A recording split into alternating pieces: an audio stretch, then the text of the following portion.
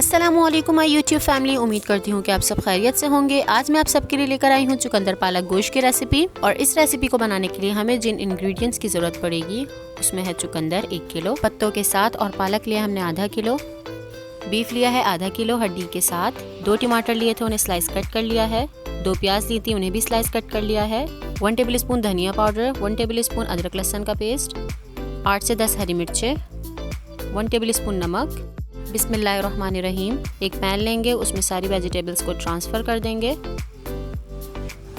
अच्छे से इसे मिक्स करेंगे।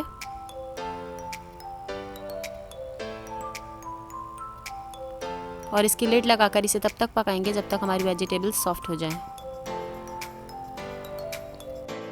यहाँ पे तकरीबन 15 मिनट गुजर चुके हैं, हल्की आंच पे ये पक रहा था, वेजिटेबल्स सॉफ्ट हो चुकी हैं।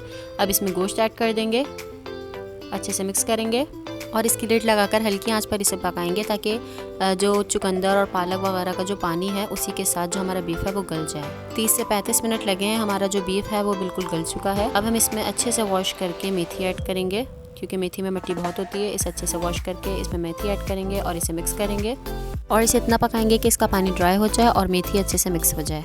पानी भी ड्राई हो चुका है और मेथी भी गल चुकी है। तो यहाँ पे हमने जो इसका बर्तन था वो चेंज कर लिया क्योंकि वो काफ़ी बड़ा था। और यहाँ पे हम इसकी करेंगे ऑयल के साथ भुनाई। मैंने यहाँ पे 1 कप इसमें ऑयल डाला है और अच्छे से इसे भून लेंगे। और इसे भूनने के बाद अल्हम्दुलिल्लाह हमारा पालक चुकंदर गोश्त तैयार है, मतलब चुकंदर पालक गोश्त तैयार है। इसे पराठों के साथ सर्व करें, अपने फैमिली फ्रेंड्स के साथ शेयर करें।